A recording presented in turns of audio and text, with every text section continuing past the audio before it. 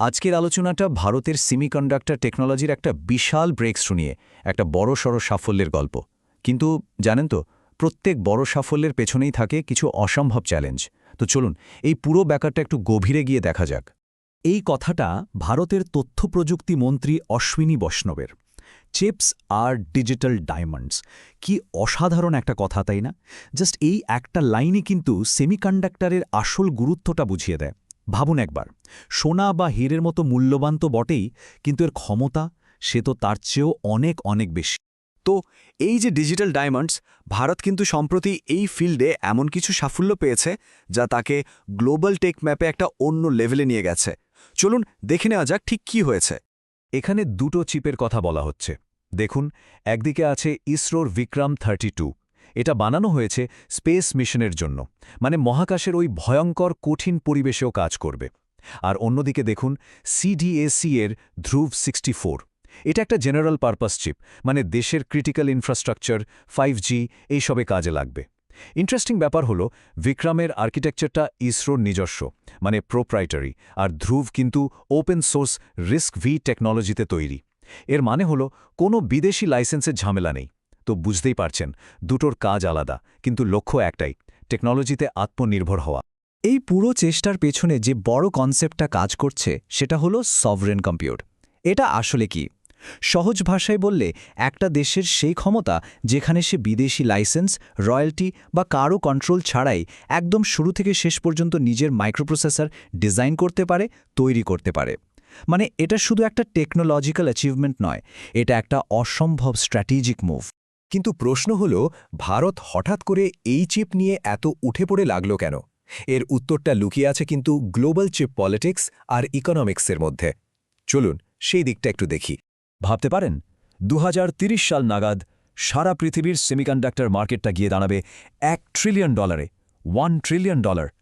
এটা একটা অবিশ্বাস্য অর্থনৈতিক সুযোগ, আর ভারত একদমই চায় না এই বিশাল রেস থেকে পিছিয়ে পড়তে। কিন্তু ভারতের আসল ছবিটা দেখুন। আমাদের দেশে যত চিপ ব্যবহার হয় তার প্রায় 98% আসে বিদেশ থেকে, মানে ইম্পোর্ট করা। কোভিড প্যান্ডেমিকের সময় আমরা সবাই দেখেছি, সাপ্লাই চেইন যখন ভেঙে পড়ে তখন কি ভয়ঙ্কর অবস্থা হতে পারে। এই যে বিপুল পরিমাণে আমদানির ওপর নির্ভরতা, এটা কিন্তু ভারতের জন্য একটা বিশাল স্ট্র্যাটেজিক দুর্বলতা। তো এই পরিস্থিতিটা বদলাতেই ভারত 2021 সালে ইন্ডিয়া সেমিকন্ডাক্টর মিশনের মতো একটা বিরাট পদক্ষেপ নেয়। আর ঠিক তারপরেই কি হলো, আমেরিকা চীনের ওপর চিপ এক্সপোর্টের ব্যাপারে কড়া নিষেধাজ্ঞা জারি করল। ব্যাস, সারা দুনিয়ায় একটা নতুন টেক রেস শুরু হয়ে গেল। আর তারই ফল হিসেবে আজ আমরা বিক্রম 32 আর ধ্রুব 64-এর মতো এত বড় সাফল্য দেখতে পাচ্ছি। আচ্ছা, একটা কথা পরিষ্কার করে নেওয়া দরকার। চিপ ডিজাইন করা একটা ব্যাপার, আর সেটাকে লক্ষ লক্ষ কোটি কোটি সংখ্যায় ম্যানুফ্যাকচার করা, মানে তৈরি করা, সেটা কিন্তু একদম অন্য খেলা, আর অনেক বেশি কঠিন। ভারতের সামনে এখন সবচেয়ে বড় চ্যালেঞ্জটাই হলো এই ম্যানুফ্যাকচারিংয়ের পাহাড়টা টপকা। খুব সহজ করে বললে, চিপ তৈরির প্রসেসটাকে 3টে ভাগে ভাগ করা যায়। প্রথম ধাপ ডিজাইন, ইঞ্জিনিয়াররা চিপের ব্লুপ্রিন্ট বানালেন। দ্বিতীয় ধাপ ম্যানুফ্যাকচারিং, এই ব্লুপ্রিন্টটাকে সিলিকন ওয়েফারের ওপর খোদাই করা হয়, এটাকে বলে ফ্যাব্রিকেশন। আর শেষ ধাপ অ্যাসেম্বলি ও টেস্টিং, মানে তৈরি হওয়া চিপগুলোকে প্যাকেজ করে ফাইনাল টেস্টিং করা হয়। এই যে এত জটিল একটা প্রসেস, এর জন্য কি লাগে জানেন? দুটো খুব সাধারণ জিনিস, কিন্তু পাওয়াটা একেবারেই সাধারণ নয়। এক, আলট্রা পিওর সিলিকা স্যান্ড, মানে 99.999% পিওর বালি। আর দুই, অমচু পরিমাণে আলট্রা পিওর ফ্রেশ ওয়াটার, মানে অতি বিশুদ্ধ জল। এই জলের বিশুদ্ধতাটা ঠিক কতটা সেটা বোঝানোর জন্য একটা তুলনা দিই। আমরা যে জলটা খাই সেটাকে তো আমরা বিশুদ্ধই বলি, তাই না? তাতে প্রতি মিলিয়ন জলের কণায় 100 থেকে 500টা দূষিত কণা থাকতে পারে। কিন্তু চিপ বানানোর জন্য যে জল লাগে তাতে প্রতি বিলিয়ন কণায় মাত্র 1টা দূষিত কণা থাকতে পারে। মিলিয়ন নয়, বিলিয়ন। ভাবুন একবার, এই অবিশ্বাস্য লেভেলের পিউরিটি অ্যাচিভ করাটা কি বিরাট একটা চ্যালেঞ্জ। ভারতের এই ম্যানুফ্যাকচারিং সমস্যার একটা সম্ভাব্য সমাধান কিন্তু লুকিয়ে আছে এমন এক জায়গায়, যা হয়তো অনেকেই ভাবতেও পারবে না। জায়গাটা হলো লাদাখ। চলুন দেখি কিভাবে এই হাই অল্টিটিউড মরুভূমি ভারতের টেকনোলজিক্যাল ফিউচারের চাবিকাঠি হয়ে উঠতে পারে। লাদাখ নামটা শুনলেই আমাদের মাথায় কি আসে? অসাধারণ প্রাকৃতিক সৌন্দর্য, বরফে ঢাকা পাহাড়, তাই তো? আর অবশ্যই এর স্ট্র্যাটেজিক লোকেশন। কিন্তু এখন লাদাখের আরও একটা নতুন পরিচয় তৈরি হচ্ছে, ভারতের সেমিকন্ডাক্টর ইন্ডাস্ট্রির জন্য একটা গুপ্তধনের ভাণ্ডার। কিন্তু এখানেই গল্পে একটা বিরাট টুইস্ট আছে। আসল জটিলতাটা এখানে।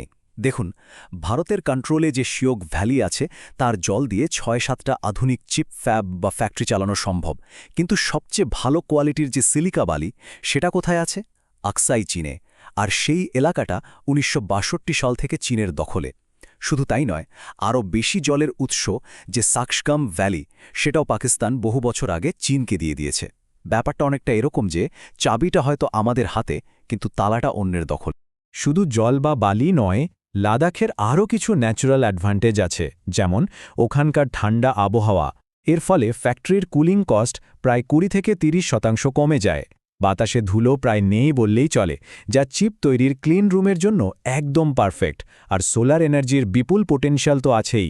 তো এবার চলুন সব ডটগুলোকে কানেক্ট করি, তাহলেই পরিষ্কার হয়ে যাবে কিভাবে একটা টেকনোলজিক্যাল অ্যাম্বিশন দেশের ন্যাশনাল সিকিউরিটি আর ইন্টারন্যাশনাল কনফ্লিক্টের সাথে একেবারে জড়িয়ে গেছে।